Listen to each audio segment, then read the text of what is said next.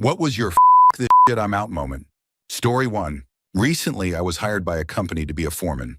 My job was described during the interview as follows: plant maintenance and welding. I would lead a crew of 4 guys and handle various tasks at a potato plant located 10 miles from my house. This is what I've done for various companies over the last 15 years. After accepting the job, they asked me to assist another foreman doing the same work at a different potato plant about 80 miles away. I agreed, as it was supposed to be for just a few days. Fast forward 3 weeks. I was still driving 160 miles a day, and we had been doing concrete and asphalt prep work for a week, which wasn't my area of expertise. Around 2 p.m., the boss casually mentioned that we needed to finish a particular part of the project before leaving, and that we would be there until at least 8 p.m. I told him I couldn't stay late on short notice because I had prior commitments and still had a long drive home. He said, "If you don't pick up the pace, you'll be leaving earlier than that." I told him I agreed, and since this wasn't the job I was hired for, I was done. He replied, "See ya," and I said, "Probably not." Story 2. I was a shift lead at a fast food place located inside a gas station. Our manager was terrible at hiring, so we were constantly understaffed for months. I was working 50 to 60 hours a week, which was absolutely exhausting. However, company policy required that 2 people be on shift at all times. One day someone called out, and no one would come in to cover. The manager had to stay and work a double. Since she was only there to keep us from closing, she decided to hang out in the office and chat with the gas station employees instead of helping. 3 hours into my shift, I had been running the front counter, drive-through, making food, prepping, and doing dishes all by myself. The dinner rush hit hard. I had 4 cars in the drive-through, 8 or 9 people inside, and then I ran out of onions because I couldn't get the prep done. My mind just shut down, emotions went cold. I ripped off my headset, told the people inside they wouldn't be getting their food, walked into the office and tossed my name tag, manager card, and hat at my boss. When she turned around in shock, I simply said, "Good luck," and walked out the back door. Story 3. A promoter literally gave me $80 to go into his Vegas strip club with my friends. He said he'd throw in the limo and VIP package if we tipped the driver, since his other reservation had been canceled. When we arrived, we were given different colored wristbands than the other guests, and were told we could only leave using their taxi. That was our only option. One of my friends tried to leave, and the bouncer wouldn't let him. He came back and told us what happened. Nothing was adding up, so we booked it out of the fire exit and ran down the street. That's how I got paid $80 to go to a strip club. Pretty sure we were about to get robbed on the way out, and probably would have been drunk too. Story 4. I was unemployed and had a job interview for a cable installer position. The ad said $20 an hour, 40 plus hours a week with benefits, so it sounded like a solid opportunity. When I got to the interview, I found out it was actually 2 interviews. A group interview followed by one-on-one interviews with the hiring manager. In the group interview, the HM explained that the position was actually minimum wage plus commission. He also said we needed to supply our own tools. He then explained how jobs were assigned and that we'd have no say in which ones we got. Right before the end of the group interview, someone asked if there were any other expenses we'd be responsible for. The HM told us we'd have to pay for our own gas, tires, and repairs on the assigned company van. I looked out in the parking lot and saw that all the vans looked like 20-year-old beat-up vehicles. As soon as the HM went back to his office, I left. Story 5. I worked at a produce market when I was in college. I really needed the job. My cabinets were usually empty, and my fridge only had 1 shelf with food. I had been working weekday evenings for a couple of months, but picked up a Saturday shift. I was helping a customer when the owner walked up and interrupted our conversation. "Is that your yellow car in the parking lot?" Me. "Yes." Her in the most demeaning tone. "On weekends, our parking lot is reserved for customers only. If you value your job, you'll punch out, move your car to the lot across the street, and never park in the lot again." I was stunned. I had worked full-time every summer since I was 15.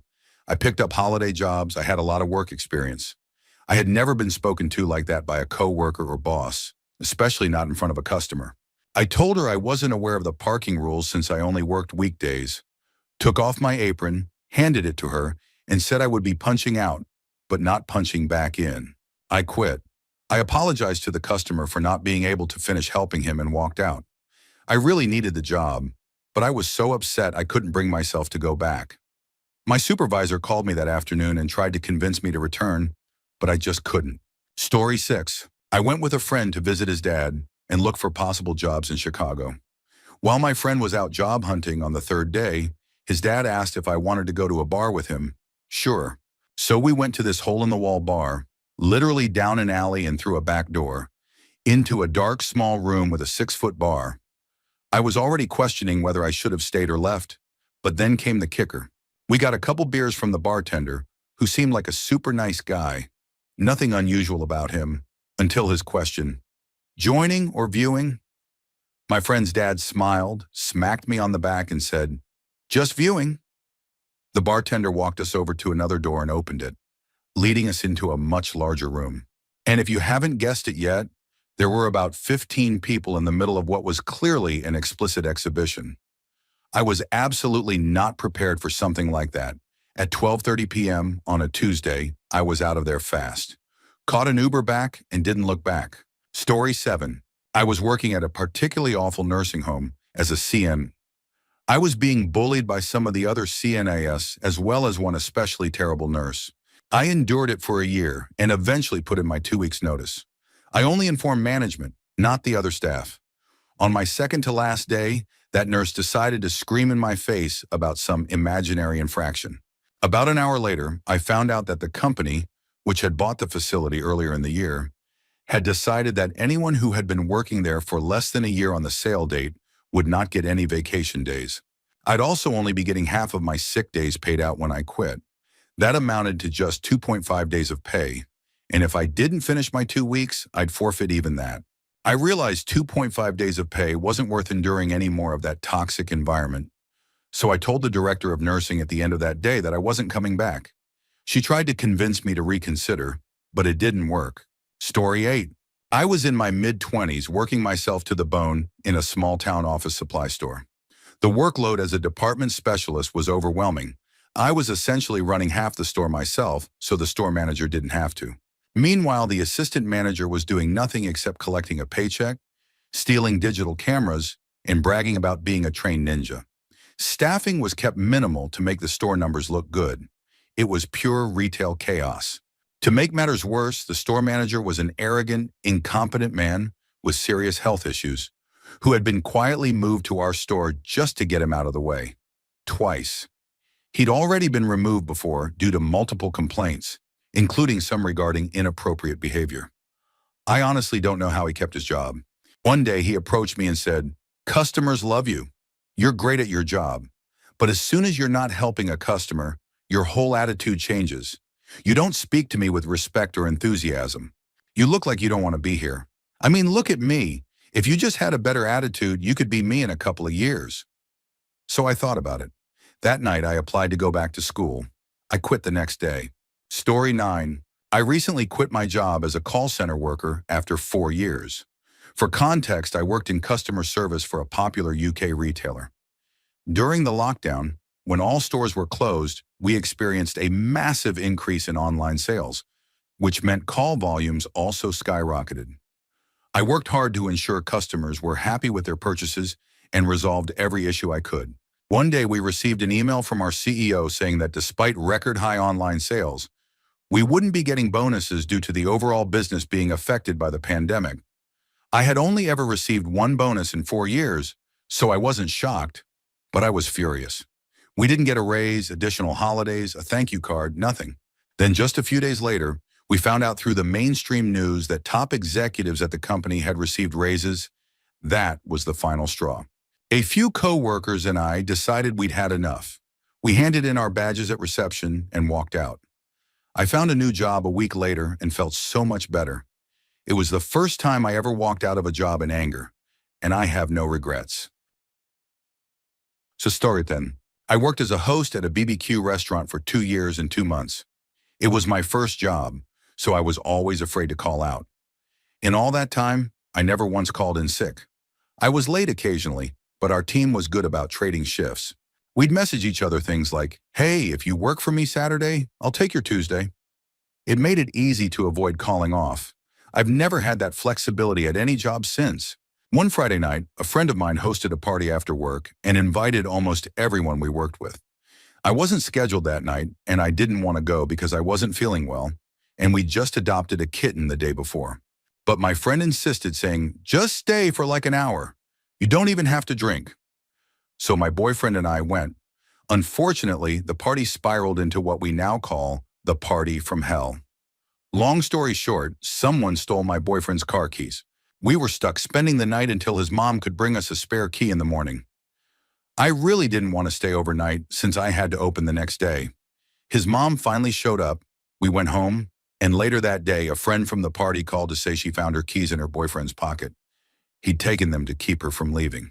Wild situation. After all that and still being sick, I decided to call off work. I thought, I've never done this before. They'll understand. I left a voicemail since the restaurant was still closed at that hour.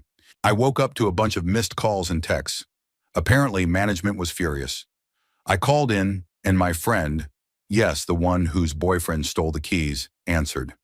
She said the bosses were saying I'd better come in, or else. I asked, or else what? She didn't know but had never seen them that mad, so I said, tell them I'm coming. I planned to explain myself, to say I'd never called off, that I wasn't hungover but genuinely sick, and that I couldn't work. When I arrived, the managers weren't even there. The assistant manager was in charge. Word about the party had gotten around, and people assumed I skipped work because I was hungover. I quickly set the record straight. I told them, you know what? I quit. I'm putting in my 2 weeks' notice. Give me something to sign. The assistant manager tried to calm me down, saying, wait, don't do something you'll regret. But I'd had enough. I told her, this is why people are afraid to call off. People work while sick through funerals because management doesn't care. That's not healthy, and I'm too young to ruin my life like that. The next day I came in to open again. The owner just looked at me and said, I thought you quit. I replied, I gave 2 weeks notice and said I'd stay until you found a replacement. He told me they didn't need me and to leave out the front door. I qualified for unemployment since they let me go early. I never looked back, and I don't regret it. They shut down a couple of years later without even notifying staff. Now they're being sued for unpaid rent. Karma really does catch up. Story 11. I was working at this bakery that makes cakes and gelatos, which then get sold to grocery retailers like Fresh Market and Whole Foods to be placed in their bakery sections. This bakery was basically a reverse sweatshop. All the windows were boarded up. You work Monday through Friday from 6 in the morning until 8 at night with 1 half-hour break. There was no music. We weren't allowed to talk. We had to be in uniform and couldn't wear jackets. And it was kept at icebox temperatures so frostings wouldn't melt. It was soul-crushing. Then the woman who worked as a janitor quit. Rather than hire someone else, they put me in that role, even though I'd been hired as a baker. I had to clean the front office, prepare all the shipping boxes, mop every mess, clean the bathrooms. I had 2 industry degrees and over 10 years of experience in culinary at that point to be reduced to janitor. It was mind-numbing, tedious work. One day I came back from my lunch break and was told that someone had made a mess in the bathroom and I needed to stay after work to clean it. I went to the front office to talk to the woman who handled most of the management tasks. She was chatting with her daughter, a teenager she had hired to manage their social media. Despite knowing that I had social media marketing and SEO listed on my resume, I waited for about 20 minutes, just standing there trying to talk to her about this. I'd thought the janitor duty was temporary until they hired someone new, but after a month and a half, it was clear they had no intention of hiring anyone else. That was just my job now. I wanted to talk to her about how that wasn't what I was hired to do and to see if I could return to my original role. Her daughter glanced at me a few times, but the woman, facing me the entire time, never acknowledged me and just kept ignoring me. So I clocked out, got my stuff, and walked out. One of the bakery managers followed me and reminded me I'd already taken my break and needed to get back to work. I said, no, I'm not doing this anymore. She insisted I needed to tell the manager, the one who had just ignored me, that I was quitting. I told her I tried and that she could go take a walk for treating me like I wasn't even human. Even if I didn't have the experience or education I did, even if I were just some random person off the street, I'm still a human being. Forget that lady. Forget that icebox sweatshop. Forget the owners. Forget the managers. Forget that whole place. Story 12. I got injured on the job to the point I had to take time off for recovery and physical therapy. I came in one day just in time to hear my HR representative call my physical therapist to inform them that my insurance had been canceled. To their credit, my physical therapist put the phone on speaker so I could hear everything. I'd been with the organization for 16 years. I had pulled numerous all-nighters, missed out on family events, holidays, and vacation time, and put up with endless mistreatment from my boss and her clique. The grown-up version of the Mean Girls, basically. According to them, I was often the most incompetent, lazy, terrible person on the team. I put up with it for way too long because I loved the clients I worked with and believed in the mission of our organization. But that day was my I'm done moment. I cursed out HR over the phone and never set foot in the place again. I didn't even go back to collect my last paycheck, which was a measly $10 earned from the one day I came back part-time, only to get berated for not writing someone else's press release the way they wanted. No regrets, except that I didn't leave sooner. It's just not worth giving 200% when all you get in return is backstabbing and constant criticism that makes you cry every night and dread every morning. Story 13. I worked at a brewery. There was some miscommunication about sugar going into a beer that I was going to brew later that night. When I handed off the batch to the next brewer, that miscommunication continued. The right amount of sugar ended up going in, just at the wrong time. The next day, we realized the starting gravity of the wort was way off. My manager threw me under the bus to his boss and threatened my job. I accepted responsibility. It was my mistake after all. Then I remembered, with a set amount of sugar, it doesn't matter when it goes in. It'll still raise the gravity the same amount. So I started reviewing previous brews. Turns out my manager had handed me a totally incorrect recipe. When I went to confront him about it, I found him editing the recipe sheet he had given me, the same one I had filled out, to hide the fact that he had given me the wrong version. I told him he owed me an apology. He refused and denied everything. I told him to forget it. He told me to go home for the weekend and that we'd talk Monday. I told him to forget it again. I was let go over the phone the next day since I was still under a probationary period. I wasn't going to come back anyway. Story 14. I worked for someone who hired her lazy brother-in-law as part of my team. I had to do all the work on my own, but not only did he take credit for it, he also threw me under the bus. The boss wanted to upgrade the antiquated system we were using, but the brother-in-law insisted there was nothing wrong with it and blamed me for not knowing how to use it properly, even though I was the one who made it function in the first place. The boss took his word for it and told me I should learn how to do it properly under his guidance. So I said, forget it, and I turned in my resignation letter the next day. I offered to help train whoever they hired to replace me. The boss said, no need. He can handle it. Okay then. A couple of months later, I got a text from my old boss, who had never texted me before, acting like an old friend wanting to catch up, before asking if I'd consider coming back. Story 15. I worked in a bookstore and was about to receive a monthly hour contract instead of just a call-up contract. Everything seemed fine. I even called one of the higher-ups to confirm everything was in order after some discussion about how many hours I should be working. Then I realized I wasn't receiving any wage declarations, or whatever they're called, and my paychecks seemed suspiciously low for the number of hours I'd worked.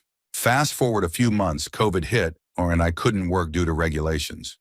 I'd been emailing every week about the missing pay statements, but got no response. Finally, I was told there had been an accident because of confusion over my contract. I wrote a short email to the higher-ups with some questions about their payment policy during enforced leave and their lack of communication. I expected a written reply, but 2 weeks later, the boss showed up in the store while I was working with customers, completely unannounced, and asked me directly what my problem was. Shaking and angry, I listed my concerns. He dismissed every single one, saying the info was either none of my business or out of his control. I was stunned and felt completely isolated. My manager wanted to help, but was too afraid to speak up in case she lost her job. I decided to contact a public lawyer to assist me. A month later, I received an email from the boss claiming everything had been handled correctly and offering €250 to stay quiet. I was furious and refused. 2 weeks later, he finally conceded and paid my wages correctly for the past 6 months. About 1,500 euros. I had already written my resignation letter at that point. But wow, it felt good. Turns out they'd underpaid me by about 7 hours a week for nearly 4 months. Story 16. I used to drive a semi with my husband. We had worked for our previous employer for about 8 years. It was the best job we ever had. We hauled explosives, ammo, radioactive material, and hazardous waste. The pay was great, and we didn't have to drive as many miles to earn it. We were even paid $16 an hour to guard the load, which just meant sitting in the driver's seat watching DVDs or listening to audiobooks. We just had to stay awake and remain within 20 feet of the truck, 50 feet if it was a commercial load. Then the company was sold to another. Still not bad. But then the new company bought our biggest competitor and made their CEO the head of everything. That's when things changed. We were suddenly expected to ignore laws and regulations. They even tried to have us pick up a food-grade product in a trailer that had just hauled unstable hazardous waste. We had already planned to retire that year. The week I turned 62, we had an issue with a power window that stopped working. Windows must function in semis for safety reasons. We stayed at the yard from Friday to Sunday. When we went to retrieve the truck, the window still wasn't fixed because the part hadn't come in. Back at the yard, dispatch started giving us grief about covering a load from Arkansas to California to Kansas City. I said no. The truck couldn't go out. The dispatcher got snippy. I walked outside with my husband and asked, "Can we just retire now?" "I'm so tired of this." He said yes. So we walked back in and told dispatch we were retiring immediately. They tried the usual threats. "I'm calling your supervisor. You'll be written up." As if I cared, I was retiring. Things had gotten so bad under the new CEO, and I wasn't about to get arrested or stuck with a massive fine just to follow orders I knew were wrong. Story 17. I had been friends with this girl for years, and over time, my entire life began to revolve around her. I had to answer every text or call from her immediately, walk to her house whenever she asked, lend her things at any hour, day or night. Eventually, it got so bad that she once had me walk miles to her house, only to send me back because she didn't like what I was wearing. I couldn't eat around her unless she approved of what I was eating because of her constant comments.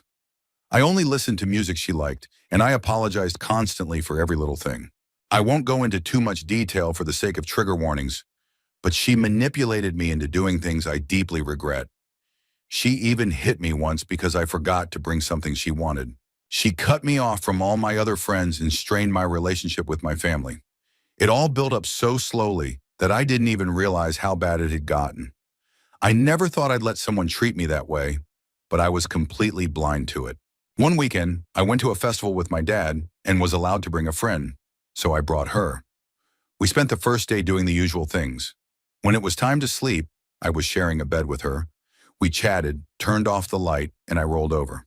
As I lay there, a single tear rolled down my cheek, and suddenly it all hit me. I was completely drained, and I realized I didn't want to be around her anymore. It was like everything became clear at once. The rest of the weekend was agonizing. After it ended, I tried to avoid her. She bombarded me with angry messages, demanding to know where I was. I finally told her I was done apologizing.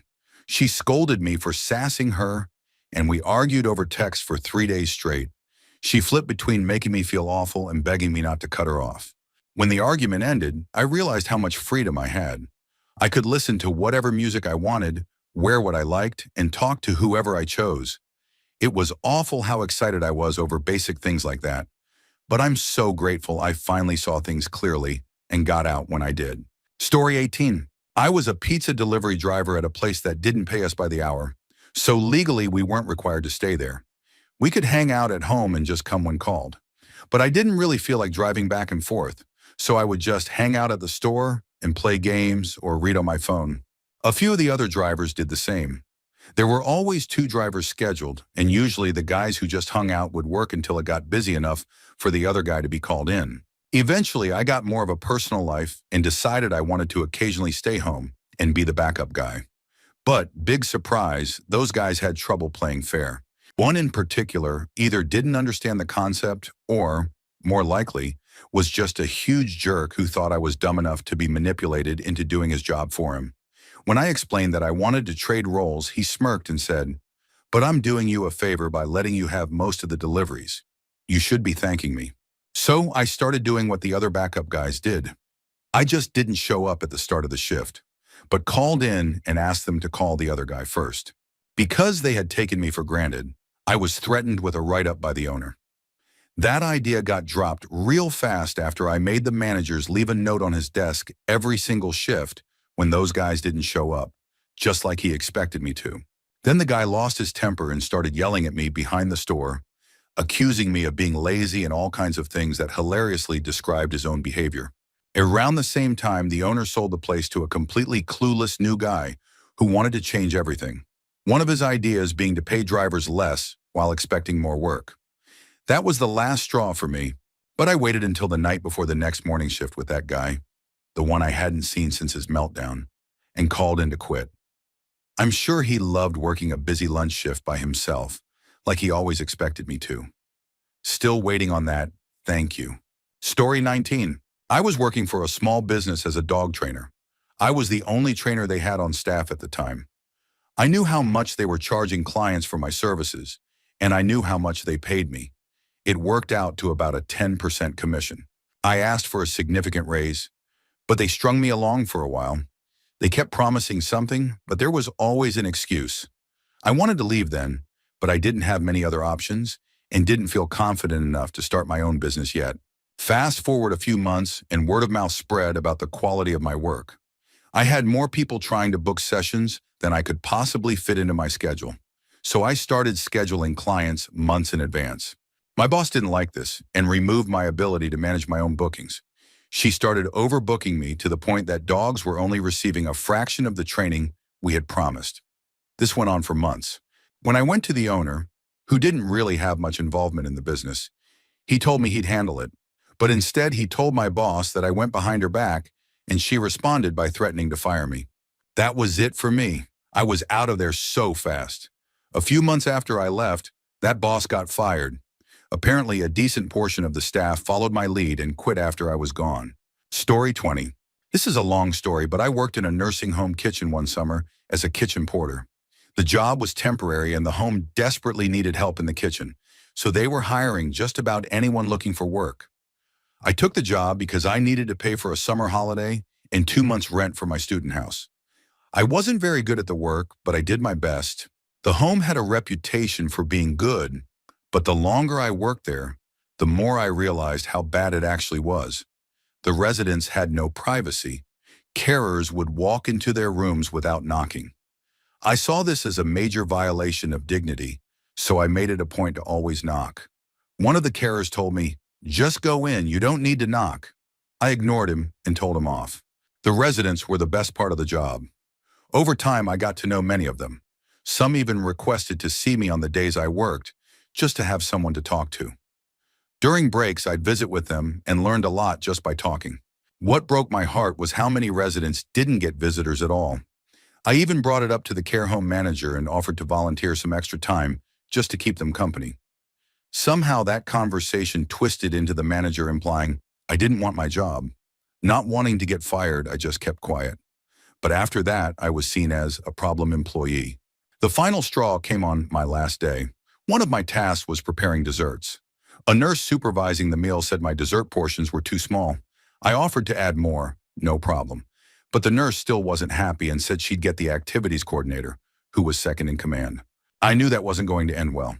She was in a bad mood that day and had already yelled at another staff member. She was always on a power trip, treating employees like dirt while acting like a puppy around anyone she saw as her equal or superior. 5 minutes later, she stormed into the kitchen and shouted at me in front of everyone for a full minute. It felt like the longest minute of my life. Then she added, "You won't get far in your field after university if you keep making mistakes like this." I wanted to shout back, but I stayed calm and just said, "Okay," then finished my shift. One of the carers later said she felt sorry for me. I remember walking out into the parking lot after that 9-hour shift thinking, I'm never coming back here. When I got home, I poured a beer, blasted Stairway to Heaven by Led Zeppelin, and just cried. That turned out to be my last shift anyway. A few days later, the kitchen cook, my boss, texted me saying they had finally hired a full-time porter and that I wasn't suited to the role. I had seen it coming. I was just relieved it was over. Not long after, one of my colleagues quit too and reported the home to the CQC, the UK's social care watchdog. Inspectors found all kinds of violations: meat stored improperly, stair banisters coming loose on steep steps, and other serious issues. The care home manager was fined £50,000, and the CQC announced a follow-up inspection. Story 21. I left a career job after 12 years at the same company. One day I was sitting at my desk, really deep in thought about life and everything. I asked myself, is this really it?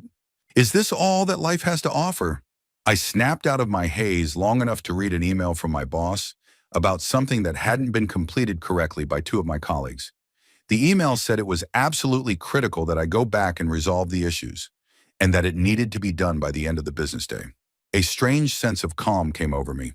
I got up, walked to my boss's office, and said, "You should ask nicely, not demand things from people like me."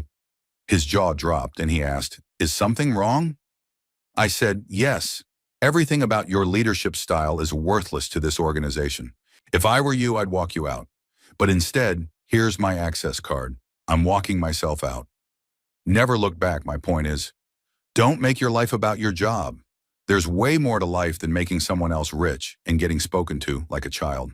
Story 22. I was in an abusive relationship for a year. Abuse is strange. It starts out subtle and builds slowly, so by the time you're actually being hit, or worse, it doesn't feel shocking. You're just living in it, and everything is murky. You think it's what you deserve. It's serious psychological manipulation. Anyway, we got a puppy, and I'm sorry for being awful gift. One night, the last night, I was watching TV with our 3-month-old puppy in my lap. He came home angry that I didn't greet him sweetly enough. He started yelling. I got up to defuse the situation, but instead of coming at me as he usually did, he kicked the puppy while shouting profanities. She made the saddest noise I've ever heard. I scooped her up, ran into the hall bathroom, and locked the door. I pressed my back against it, with my feet against the cabinet opposite to hold it shut while he banged and screamed on the other side. I wasn't crying.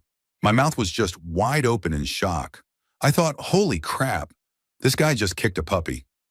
That was the moment I realized with absolute clarity, this is not normal. This is not okay. My phone was in my pocket. I pulled it out and booked a one-way flight to my parents that left that evening. I waited until he got bored and left, probably to a bar. Once I heard the door shut, I ordered an Uber, threw what I could in a bag, put the pup in her crate, and left. Never looked back. It's been 3 years. The pup and I are happy now. We live in a peaceful apartment in a new state with my girlfriend. No one gets hurt. No one does any hurting. It's a lovely life. And the pup? She's a sweetheart. The abuse didn't leave lasting damage. Everyone can heal with love and patience. She's my little lifesaver. Well, she's 100 pounds now, but she'll always be my munchkin. Story 23. I was around 14 and had just gotten my first phone. My siblings and I had gone to a restaurant and we came back home around midnight. While trying to unlock the front door, we heard screaming from inside the house. We rushed in and found my aunt beating my 8-year-old cousin while my other cousins were crying and trying to stop her. My aunt is a strong woman, so it was hard to pull her off. Eventually, I grabbed a metal bat from the backyard and hit her on the back of the head, knocking her out. My siblings just stared at me. I called my dad to pick me up and took my 8-year-old cousin with me. I figured the other cousins would call 911 and their dad. I guess not, since the next day I was allowed to come back and pack up some of my cousins and my own things. We stayed with my dad for about 2 months. Turns out my aunt was furious because the kid had gotten nail polish on her new shoes. Story 24. I worked in insurance for about 6 months, handling short-term and long-term disability as well as FMLA. I tried to tough it out because it was an internship paying for my schooling, and I planned to move on afterward. But disability and FMLA are emotionally heavy. These are people going through the worst moments of their lives, whether it's their own illness or a loved one's. The systems were outdated. We still relied on fax machines. Getting claims approved and people their money felt like pulling teeth. The company rolled out an online system for some things, but the people calling were usually older or dealing with problems too complex to handle online. Then came Monday after Thanksgiving. After a 4-day weekend, the calls were mostly from desperate people who had been waiting days for answers. Within the first hour, I knew I couldn't do it anymore. I took a call from someone who had waited weeks for payment. I had to tell him, "Sir, we don't have the documentation. Your claim is denied."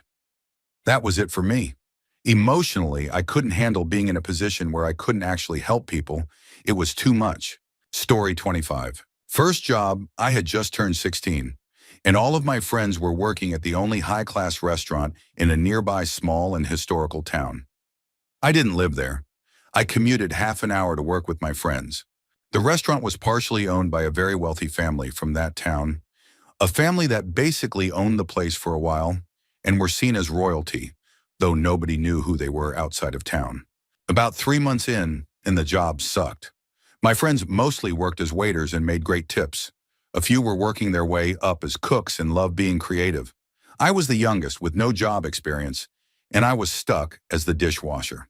I made no money, worked long hours, and didn't even see my friends because they were too busy making money and having fun in other parts of the restaurant. I was mostly closing shifts, which made it worse since my friends worked mornings and I couldn't hang out after work. So I was already thinking about quitting.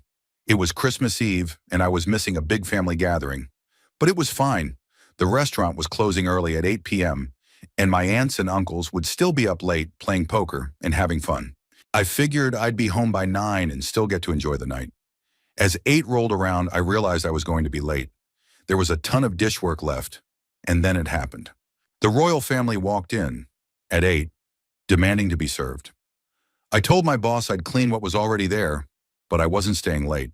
These people had pulled this before, staying for hours and ordering tons of food and drinks. I'd make extra money, but I wouldn't leave until midnight. My boss said no. I had to stay until closing. I just walked out. Didn't say a word to anyone. My bosses called me repeatedly, threatening everything from holding my final check, sucked, but whatever, to making sure I'd never be hired again in that town. I didn't live there, to firing my friends if I didn't return. That was the only thing that gave me pause, but my friends made up too much of the crew to actually be fired all at once. I went home and had a great evening with my family, even made a little cash playing poker. My friends all left the place not long after, but not because of some big stand. They just got tired of working hard for jerks. Story 26. I worked for a friend who owned his own company. The service was very niche and I was never trained. He told me to do XYZ and I did it to the best of my knowledge, which wasn't much because it wasn't my field. He would get upset when there were mistakes. I tried to talk to him about it and ask for more training, which never happened. For months I was being yelled at. My breaking point came when we were working off-site as guests with other professionals. There was some issue with a machine, and he tried to blame me. His colleague told him to chill out and even pointed out that I couldn't see the machine from where I was to know something was wrong. It turned out the machine was working, just not at the rate he wanted. He still said some nasty stuff in front of everyone. I couldn't even get a word in. I left soon after that. Now I only speak to him through my husband. He's struggling to find someone new to replace me, and I wonder why. Story 27. I went on a 4-hour road trip with a friend who was kind enough to drive me. The plan was to go to a concert with a girl I was into and then stay in a hotel together. It was a cold Friday in November, and we got into the city around the time everyone was getting off work. We got stuck in rush hour. I texted her updates about the traffic. The concert was still 4 hours away, so I thought we had time. Then she started calling and asking where I was. I explained the situation again and told her we were on our way. She freaked out, calling me an idiot and an asshole for not being there at the agreed time. My friend, who was getting road rage due to her stress and the traffic, tried to explain too. She hung up on him. An hour later, we arrived at the nearest parking lot. My friend gave me quick directions, telling me to look for a big yellow sign and hurry because she was angry. I started walking and used Google Maps to make sure I was going the right way. She called again and asked where I was. I told her I was looking for the yellow sign. 10 minutes passed and I was lost. I had her yelling and crying in my ear while I was trying to find the sign. My friend spotted me and ran up yelling, "Why are you here? It's the other way." Then he realized, I'm colorblind. He corrected his directions and walked me there.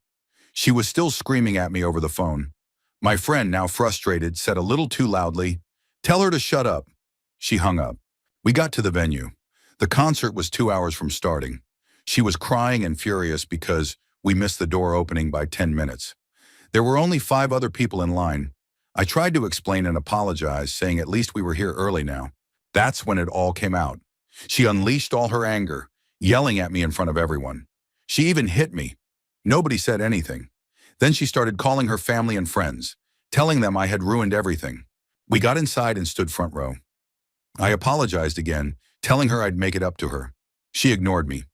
Then a random guy walked up and started talking to her. Turns out she had a thing going with him behind my back.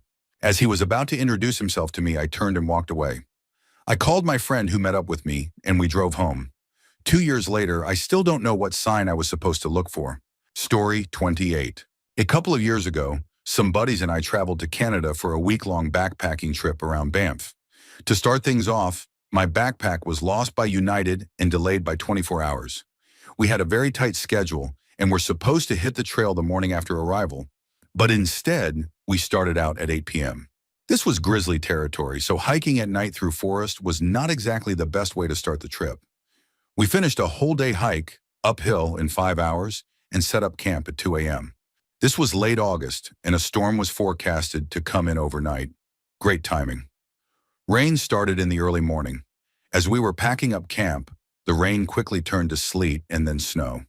That's when my buddy realized he forgot to pack his waterproof clothes. We got him some water-resistant clothes from our extras and decided to push on. We had a mountain pass to go over on the second day, and as we were climbing, the snow was getting heavier. When we got to the tree line, we decided to stop and grab a break under what little cover we could find from the wind and snow.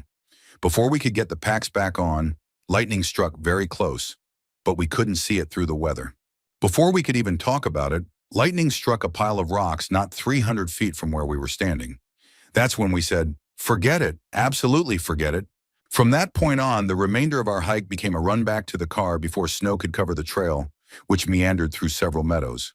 Our trek ended in less than 24 hours after it started, and it felt like every sign was screaming at us to turn back. It turned out to be the right call, because the storm became a 2-day blizzard and dumped over 2 feet of snow at lower altitudes. I don't even want to think about what it would have been like up there. Mountain weather can be wild. Story 29. I dated a girl whose dad bought her a BMW M3, and she had no clue how to drive it. She kept racing people and swerving in and out of traffic with the finesse of a toddler playing Forza. After a few lucky near misses, she slowed down for a stoplight. I told her if she did that again, I was getting out and walking, 15 miles from home or not. I didn't realize there was a cop a couple of cars behind us. We'd had a couple of drinks earlier and had weed on us, but we were in a legal 420 state. She thought it would be cute to spin the tires when the light turned green. She hit the gas and we spun around and hit a fire hydrant. The cop pulled up as we were getting out of the car and asked if we were okay. I said I thought we were both okay. Long story short, the cops figured out she had been drinking. As they were preparing to take her to jail, the officer asked me if I wanted to be responsible for the car. I'd been drinking too. He said if I took the car, I'd have to take a breathalyzer test. At that point, I said, "Nope, forget this, I'm out." Called an Uber and never saw her again. Story 30. When I was 12, I was misdiagnosed with Asperger's syndrome. I wasn't reassessed until I was 19, when it was discovered that I actually have BPD, not Asperger's. I really can't begin to explain how much that misdiagnosis messed me up, so I won't go into detail. Just know that it destroyed what little remained of my already broken childhood. After being reassessed and correctly diagnosed, I was offered proper treatment for BPD and have been drastically improving ever since. However, even though all the experts who had access to my medical files knew the updated diagnosis, they wouldn't remove the Asperger's label from my file, possibly because it was made by a licensed psychiatrist. It didn't really affect things day to day, as my care providers knew the truth. In 2018, I was recommended for a local rehabilitation course. It was designed for people with physical or mental health issues who were struggling to get established professionally. I was planning to study cosmetology at a local community college, but my mental health team thought the course would be a good stepping stone, and honestly, they were probably right. I just started proper BPD treatment and was still emotionally fragile. To be considered for the course, you had to provide documentation confirming your conditions. My GP printed and signed a list of my diagnoses, but unfortunately, The outdated Asperger's diagnosis was still on it. That turned into a serious problem. At my second interview with the course director and company head, the topic came up. I explained the whole situation, that I had been misdiagnosed and the correct current diagnosis was BPD. I even offered to provide my psychiatrist's contact information. The company head said he believed me and would treat me accordingly. I do think he was being sincere, but I barely saw him.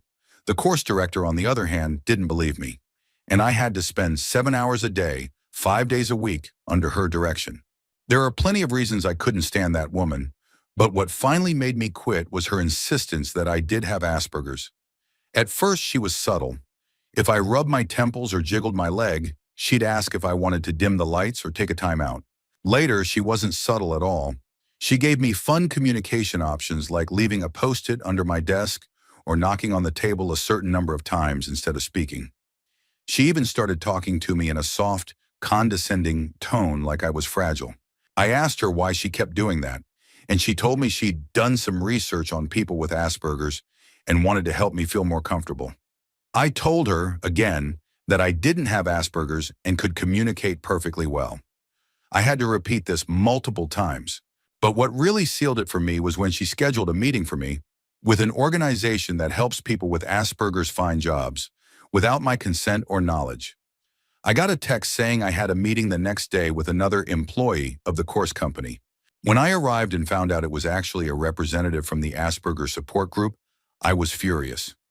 I tried to politely explain to the rep that I was misdiagnosed, but she interrupted with, "You shouldn't be ashamed of having Asperger's. Lots of people have it and thrive with the right support." I apologized, grabbed my bag, and walked out. I never went back.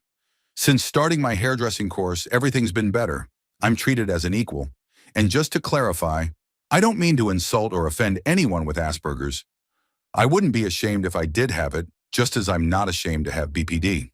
But being misdiagnosed, especially as a child, can be incredibly harmful. And being treated like I was broken by someone who refused to listen made everything worse.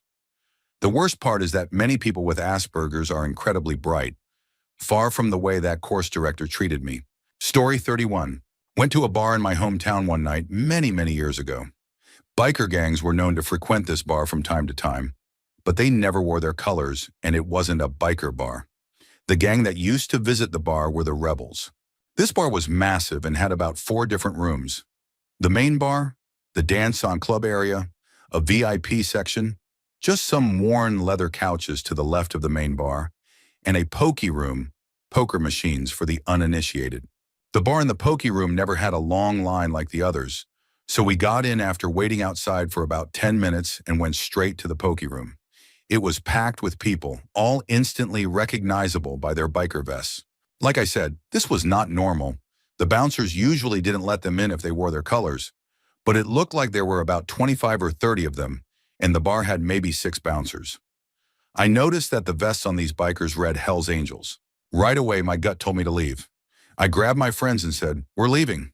We ended up going to another pub and later found out there had been a massive brawl at the first place that spilled out into the street. Riot police had to be dispatched and everything. Turns out the Hell's Angels went there looking for a fight with the Rebels, and they definitely got one. I don't know who won, and I don't care. I'm just glad we weren't there. Story 32. I was working at a corporate salon. We had recently gotten a new manager, and she was an absolute nightmare. No one liked her, though we really tried. She'd been the manager for about 6 to 8 months when I finally said, "Forget this, I'm out." The final straw was this. One of my coworkers, F22, had just found out her mom had advanced stage cancer. She was planning her wedding, which should have been the happiest time of her life. But just 3 weeks after getting the diagnosis, her mom suddenly passed away. The funeral was on a Saturday, and we had just hit a sales goal that week, so we were allowed to wear any color we wanted to work, instead of the usual all-black dress code. My coworker told me her mom's favorite color was blue, and that everyone at the funeral would be wearing blue. I thought it would be a nice gesture to show support, so I texted our coworkers and coordinated for us all to wear blue that Saturday. I even bought blue flowers, bows, clips, necklaces, just in case someone didn't get the memo. I texted everyone in the salon, including the manager. I showed up Saturday and noticed the manager wasn't wearing blue. I assumed she forgot, so I offered her a bow. She said no and told me she needed to talk to me in the office. She then told me I crossed the line by coordinating the gesture and that I should have asked for her permission. I explained that it was a free dress day and I didn't need her approval to text my coworkers, especially since I'd known most of them for 4 to 5+ years. She claimed I did need her permission to communicate with the team. I walked away and started setting up for my client, fuming. It took every ounce of strength not to lose it on her. My coworkers and I still took selfies in blue and sent them to the girl who lost her mom. She said it made her day. That night I went home and said, I'm done. I went in the next day, packed up my stuff, and left. The manager just about lost it and tried to tell me that if I wanted to be paid for the week I already worked, I'd have to come back on Tuesday because I couldn't quit on a weekend. I told her that wasn't going to happen and that they'd better send me my check. Story 33. One summer, my father and I went on a pack trip into the Selway Bitterroot Wilderness area. He wanted to check out the High Finger Lakes between the Lochsa and Selway rivers. We went up Warm Springs Creek, off the Lochsa River, with a string of 2 horses and 3 mules. It was an incredible trip, full of stunning scenery and wild moments. We saw hot springs with naked hippies, wandered through a grove of ancient cedars, caught pan-sized trout every morning and evening for meals, and passed a spectacular waterfall. And then, 3 days into the trip, we were deep in the old-growth forest and pretty high in elevation. We reached a section of the trail where 250-foot trees had fallen. Even on horseback, we couldn't see over them. They were massive. We had to go around each one, only to find another blocking the trail just beyond. It probably doubled our travel distance. Eventually, we came into a huge alpine meadow, maybe a mile across. A creek ran through it, and we could see the trail continuing on the far side. We'd crossed the creek many times before, usually at wide, shallow, calm points. But this spot was narrow, rocky, and filled with rushing, foamy water. There was a small tree, maybe 6 inches thick, stuck on the opposite bank. My dad asked me to hold all the mules while he rode his horse into the creek to inspect the log. He stood on a rock, reins looped over a branch, and started chopping with his axe. He managed to break the log free, but the branch his horse was tied to snapped back, spooked the horse, and it bucked, losing its footing and flipping into the creek. Dad slipped off the rock, lost the axe, and spent several tense minutes calming his horse and himself before climbing back out. It was a dangerous moment. It ended okay, but if either my dad or the horse had broken a leg, I'd have been left to get us back down the mountain. Days from anyone, let alone emergency help. We sat on a warm rock nearby and shared apples, cheese, Thuringer, and space food sticks. My dad turned to me and said, I think this is a good spot to turn around and go home. Pretty sure he meant, forget this, I'm out. Story 34. A while ago, I worked as a cannabis trimmer for a company whose entire focus was trimming outsourced cannabis. The managers were really mean and always in a bad mood. They were operating out of a small warehouse building with about 75 people working elbow to elbow. Space was tight. One day, we walked in and saw they had put a plastic divider down the center of the room. One side was for the machine trimmers, and we were all crammed onto the other side. Now we were basically on top of each other. Oh, if you wanted to move or go to the bathroom, other people had to get up just so you could get by. After receiving my basket to trim and sitting there for 15 minutes, I audibly said, forget this, and stood up. The manager on duty said, if you leave, don't come back. I told him to shove the job and walked out. Story 35. My girlfriend and I were walking our dog in the afternoon by the local river. There's a popular bike trail that goes by some picnic and BBQ areas, and it seemed like a perfect day for a walk. There were plenty of people around, so we felt safe. As we reached one of the BBQ pits, we noticed a small group hanging out nearby. They weren't the usual college crowd, more of a rough-looking group. Locals might call them river rats. Couldn't tell if they were homeless or just hanging out, but they seemed to be having a good time drinking and chatting, so we didn't think much of it. Still, plenty of people were walking by, so we kept going. About 20 feet past them, something in the bushes caught my eye. I looked over and saw a man crouching, partially hidden. He looked like he was part of the group, and he was staring at them intensely. What really drew my attention was the handgun he was casually holding between his legs. I instantly thought, forget this. I turned around and walked quickly back the way we came. I positioned myself between him and my girlfriend, and as soon as we passed the group, I asked her if she could run in flip-flops. When she said yes, we booked it to a safe distance. We called the cops, but I don't know what happened beyond hearing a police helicopter circling the area for a while. Later, I asked my girlfriend if she saw it too, or if I had overreacted. She confirmed she saw the gun, but it didn't register with her in the moment. I'm just glad I acted quickly and calmly to get us out of there. Story 36. This one's a little different from the others, but during college, I became great friends with someone who shared my sense of humor. We were close all throughout first year. Then in second year, a new girl showed up, very smart and charismatic. She started hanging out with my friend, and suddenly everyone else began to notice how cool and amazing my friend was. I tried to talk to the new girl a few times, but every time I did, she just looked at me with a blank expression. I'll never know if she disliked me for being an ethnic minority or if she just thought I wasn't smart enough. She eventually went on to study at Oxford. Slowly, I started to feel like I was being pushed out.